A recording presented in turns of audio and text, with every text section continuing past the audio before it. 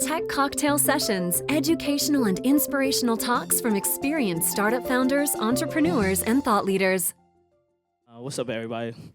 I know when I first got here, a lot of y'all was looking at me like, what the hell is he doing here? And why is he here? And what is he still here for the next day and probably the day? But make a long story short, a lot of y'all know me. I make music.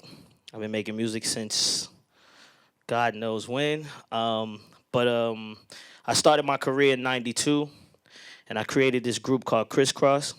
And their first record sold 8 million records, and that was the beginning of my career. And it's just been going and going and going and going. But at some period in my life, I think about 2000 something, I became the president of Virgin Records. And at that time, Janet Jackson was the biggest artist on that label. And we was getting ready to put out her new album, and I was on MySpace, I think. Yeah, I was on MySpace. And I didn't really understand MySpace because I just have this idea of things when I get on things that I hear about. I think there's something else. So I got on MySpace, and I started noticing that these kids had no kind of contact with a real true CEO or president of any one of these companies when it was in the music business. So I started noticing the things that was happening on MySpace that they were doing for the artist, which was Janet. And I went back to the company and I said, yo, I think we should do this Janet Jackson contest for all of her fans, the world, everybody. And I think that we should allow them to make the covers. Now, a lot of people in the company didn't like what I was saying because the artwork that they was making in there was meaning that the people that was in the artwork division was getting ready to get cut off, and they wasn't getting ready to be a part of the biggest artists on the label's project.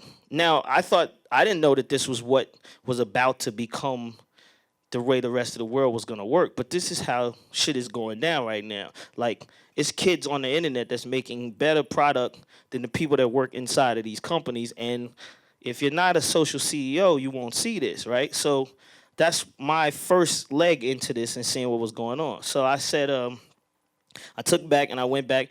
So I think we went to Crayola or somebody to get the artwork and get all the right things for everybody to do the artwork so the contest could really be official.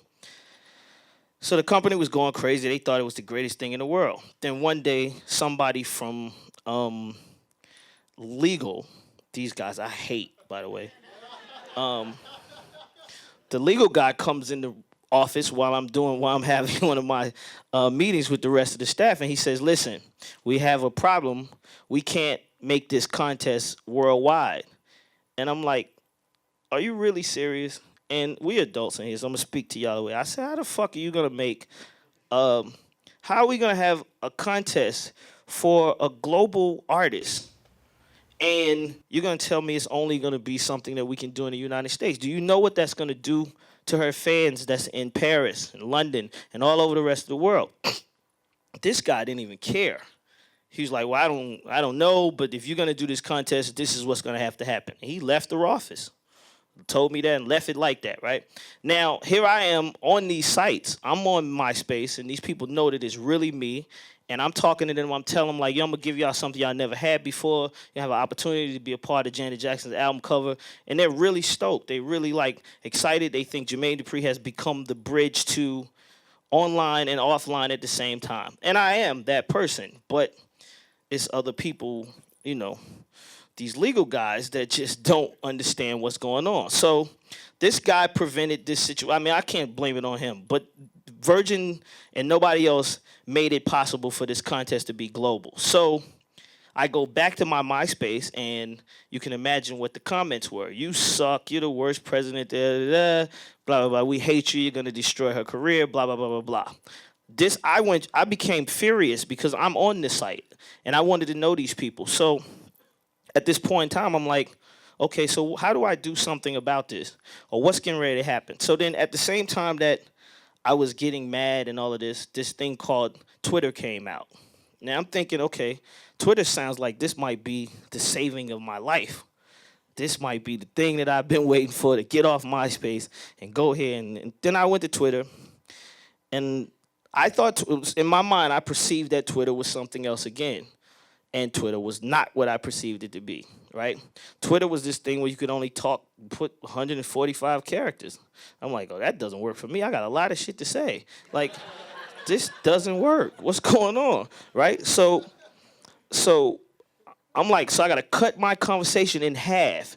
And then people read it. If they don't read the first half, they don't know nothing about the bottom half. So it's like they're just getting one piece. And then it started going so much. And then it became this thing of however many followers you could have.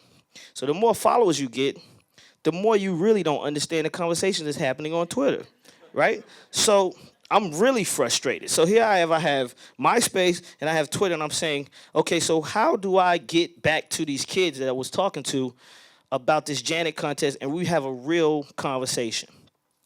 So then one morning, I woke up and I heard something about, Aston Kutcher was in Atlanta, and that's where I'm from, if you don't know that. I live in Atlanta, and that's where I'm from. So Aston Kutcher was in Atlanta, and Aston Kutcher challenged CNN to see who had the most followers on Twitter. And I'm like, what the fuck is going on? So I'm looking at the TV, and he won. And everybody was like, oh, wow, a movie star beat out a big company like CNN with the most people following, so people are they're more in tune to what he's talking about than you. So then I'm like, okay. So then all of my ideas my mind just started going crazy. So then I just started thinking like, okay, so if this is the outlet that's saying celebrity is ruling the world, or people are paying more attention to what celebrities are saying, I should be able to create my own place and bring these same people that was on MySpace to my own home. And at this time, I think I had like 250,000 followers on Twitter. So I'm like, if I can get half of those people to follow me, and I only want half, I don't need all of them, because if you get too many, you can't even talk to them. I plan on talking to the people every day, right? So I'm saying, all right, let's figure it out. So then I told my staff one day, I went to my staff, and I said, I'm going to create my own social network. Everybody in the room looked at me like, yeah, whatever. You want to be the black Mark Zuckerberg, all kind of conversation, all kind of little comments, right? This is what I heard. So I'm like, all right, you think this is a joke, right? Now, when I was 16, somebody told me that I couldn't be a producer. By the way, I became the world's youngest producer to ever have a #1 record. So if you don't know that about me, that's who I am. But this was the same conversation that they said to me. They was just telling me, like, producers are the people that tell the artist what to do, and they know more than the artist, blah, blah, blah, blah. So I went through the same. I felt like I was going back through my younger childhood. And I went every day, and I was like, I can make my own social network. And it was like, nobody believed me. Nobody believed me. So then I found this programmer. And I was like, yo, listen. I said, listen, I want to turn... And I had a blog at the time, by the way. Let me just take you back. I had a blog by the name of Global 14.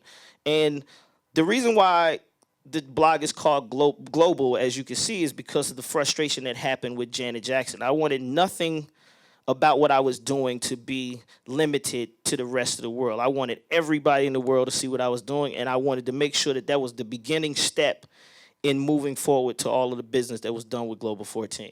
So I had a blog where I was showing art, cars, things that I love, everything that I'm into, girls. Did I say girls? Girls, and whatever else that goes on, right? So the guy that actually helped me build my blog, I say, yo, I want to make this into a social network. And he was like, what are you talking about?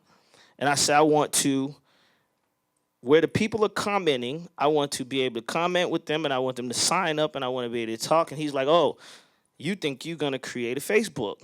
And I'm like, I don't even know what that is, because I don't have Facebook. I've heard about it. And I still don't have a Facebook, by the way, till today.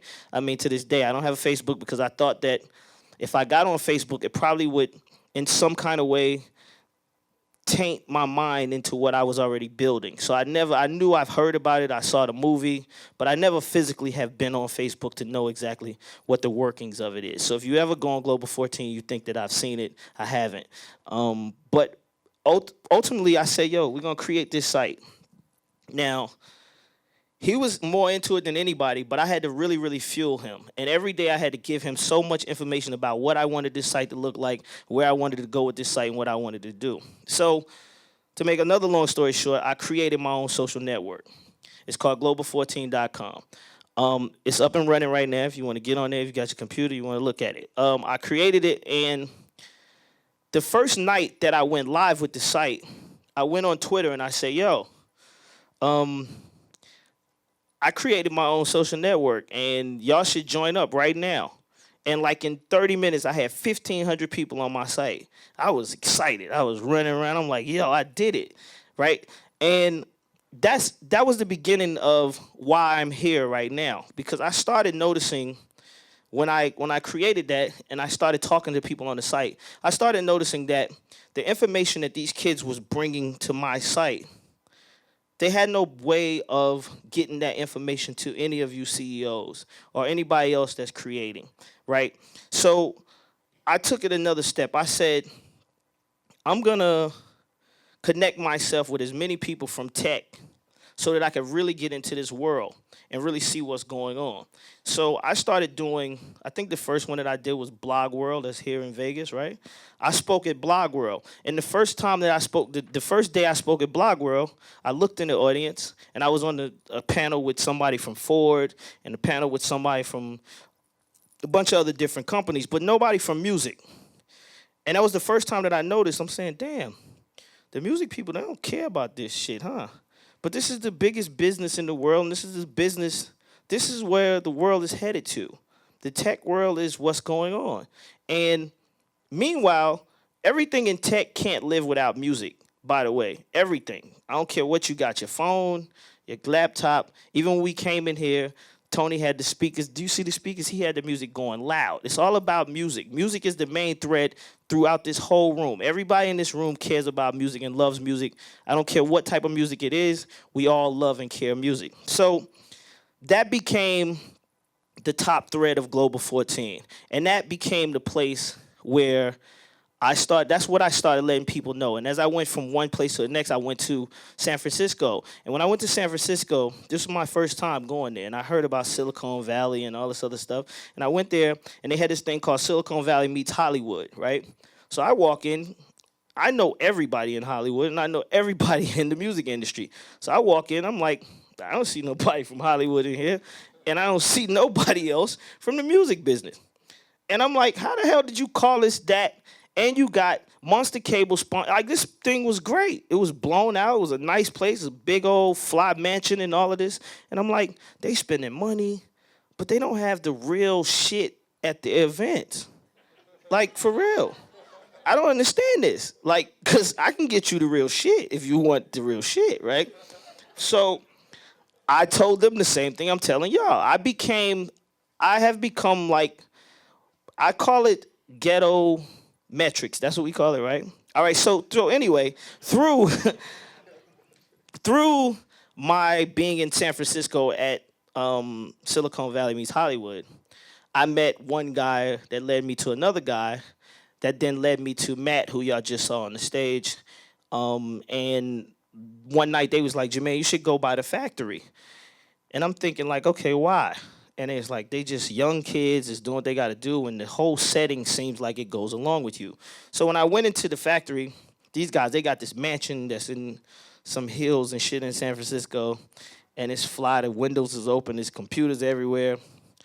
And I go to the door, and I'm knocking, and the door's unlocked, and you just push the door open, and you go in, and I'm like, what the hell is going on in here? Like, I never seen nothing like this. But what happened is I went there, and I learned so much education from them that led me to basically being here. And I came here with Matt and the guys from Factory O, Farhad over there. And I just want to say I'm thankful that y'all even let me be in the same room with y'all and hear what's going on. But I am the guy who is the connection between the world that y'all don't know about and the world that they don't know about. And I'm basically that bar. And I call that Ghetto Analytics, because what's happening with majority of these companies that's falling apart, they don't know what I'm seeing on Global 14. And the majority of companies that's exploding, some kind of way, they're getting that information. But it's more companies that's not having that information than it is the ones that do. And, that's basically my take on this. I heard a lot of people talk about community, and basically what Global 14 is a community. It's a community of people that have the same likes and the same mindset, starting with music, fashion, the love for art, and other things as well as tech, video games, whatever, whatever. And one thing that I heard today, in this whole room is that y'all still don't have a place where all of y'all actually supposed to be at. Some of y'all on Facebook, y'all don't even know why you're on there. Some people on Twitter, they don't even know why they're on there. There's just there's no real rhyme or reason. You're just there because you think other people are there. But the people that you want to be in the room with are not on that same device. So you have to find them. So then Google creates this thing called circles and all this other stuff that makes no sense. So you just sit there and make up shit. For real, by the way. So I'm telling you what Global 14 is. Global 14 is a community of people that we all have the same likes. And I am the general and the boss of my city, and we don't let nobody on my site with all of that nonsense. If you come there and you want to talk about things that we all have in common, then you become a very, very great member of my community. And that's what it is. I'm here to learn, and I hope I gave y'all a little bit of information by me being here. Thank you.